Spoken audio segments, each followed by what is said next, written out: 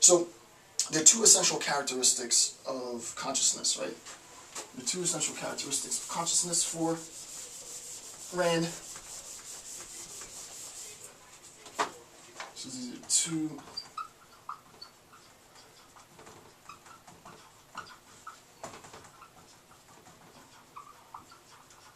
two characteristics of consciousness for Rand. The first, and this is I think a very good point in our epistemology. Is a great starting point, right? The first characteristic is what's known as differentiation.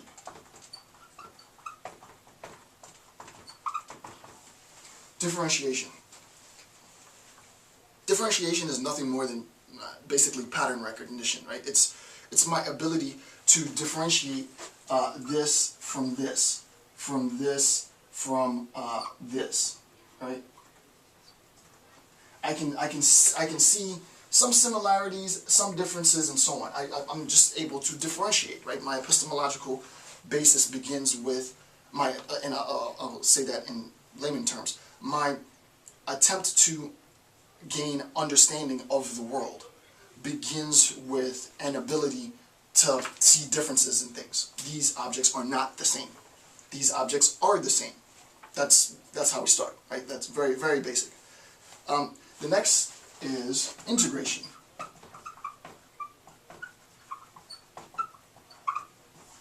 The next is integration, and integration is a lot more difficult, right? Integration technically is the association of precepts, right? The association, the collection of precepts. So now we have to do a little bit of logic just to make sure that we understand this. First of all, what is a precept, right? A precept is a consequence of bundled sensation, right? If you have bundled sensations, then you have a precept, right? So we have sensation, or bundled.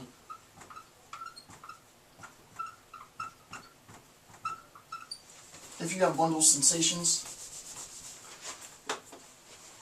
then you have a precept.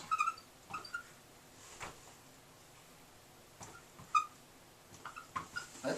If you have bundled sensations, then you have a percept, right? So my perceptions are a consequence of bundled sensations. So a percept is a consequence of these bundled sensations. Well, then we talked about integration, right, as one of the two characteristics of consciousness. We're talking about my mind, right, my ability to think, my ability to sort of process information, my ability to attain knowledge, and the ability to integrate is the second component aspect of consciousness. And what is that for her? Well, integration is the association of precepts. So I take precepts then, or percepts rather, take percepts, and I arrive at integration, right? I arrive at an integrated account, right? This form of logical argument, and I've done this before, is known as a hypothetical syllogism. If A, then B. If B, then C. Therefore, if A, then B, right? Therefore, if we have bundled, I'll just abbreviate it, BS, bundled sensations, then we have integration, right? I can integrate diversity of sensations. What in the world does that mean? This is a very, very fancy way of saying synthesis, right? This is all integration is. It's the ability to synthesize.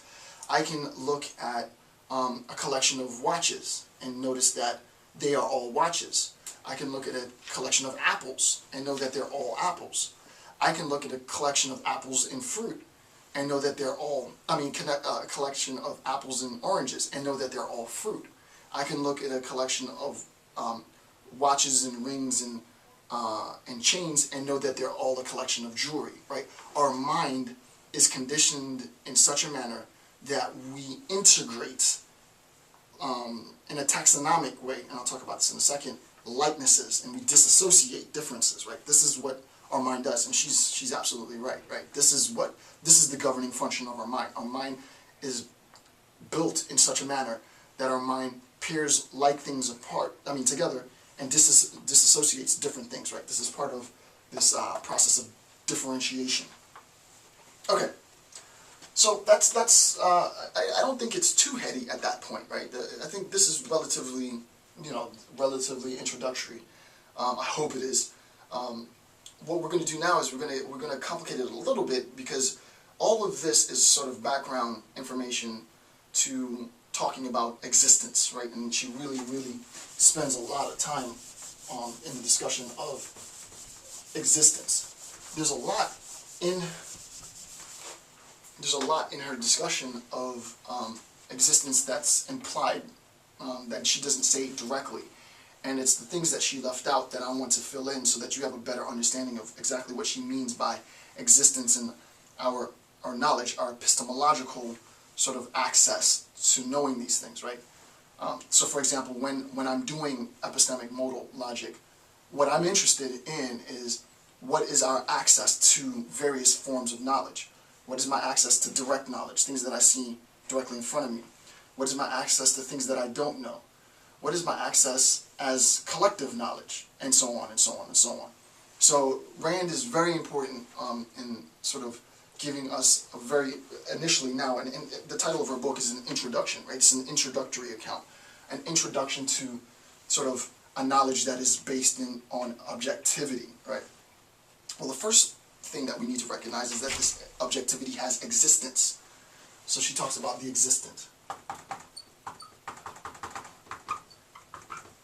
She talks about the existent. And the question is, well, what is the existent?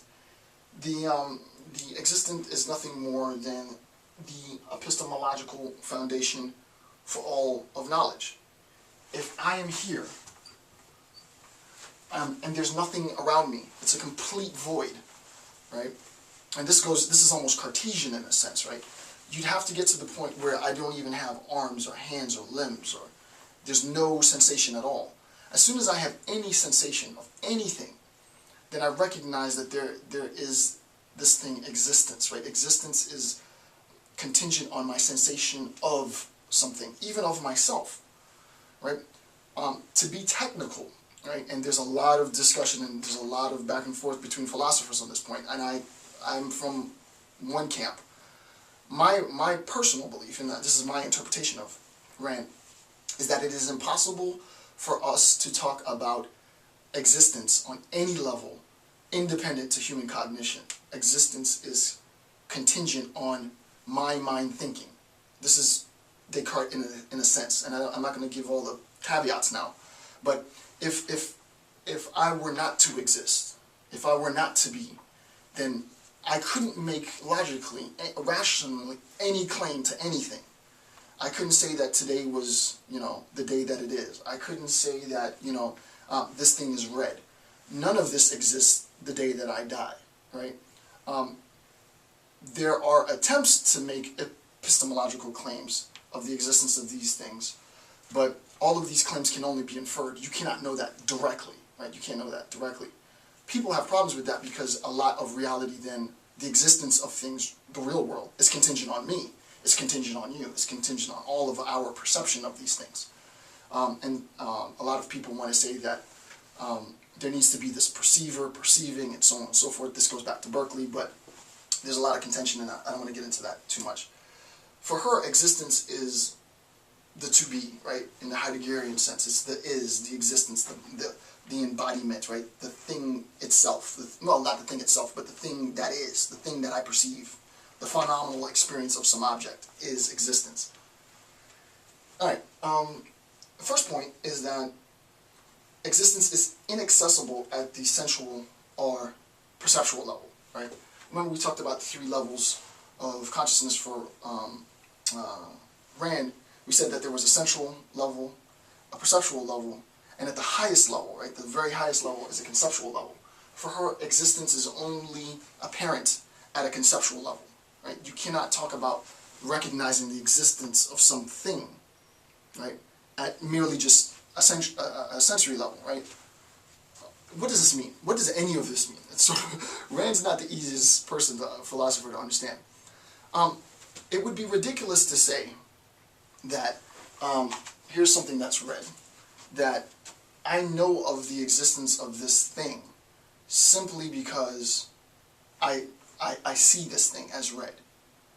Insofar as I see this thing as red, there's so much already wrapped up, sort of embodied in that redness.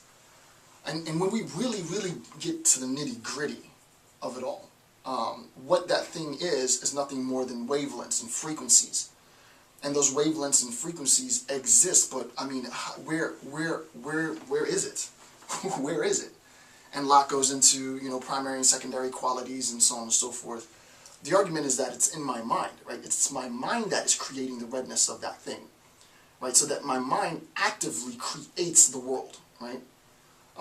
It is my mind, and this will make sense in a little bit. I'll give you a very clear example of this, but at this level, it's my mind that creates the world, right? And the proof is, I take someone who's colorblind, and myself and a person who's colorblind looked at the same object. Myself and someone who's colorblind looked at the same object. Someone who's colorblind, I think they see this object as green. The question is, it's very simple, right? Can one and the same object, one object, that thing I just showed you, be both red, and can this object be both red and not red at the same time? Can one and the same object both be red and not red at the same time? It's impossible. It can't both be red and not red at the same time, right? But it exists in the real world. No one's going to deny that. It does objectively exist. Okay? Well, where is the color coming from? Well, in my mind, I perceive this object as red. In the colorblind person's mind, they perceive this object as not red. And they're both right. So that there is no contradiction. So what we recognize is that the redness, and this is like philosophy 101 really, what we recognize is the object just is, the color is something that exists within our mind. Right? The color of the object exists in my mind as in a sense, a secondary quality of the object. What exists in the object itself as object is sort of the shape of the object, right? The shape of the object is there. Okay.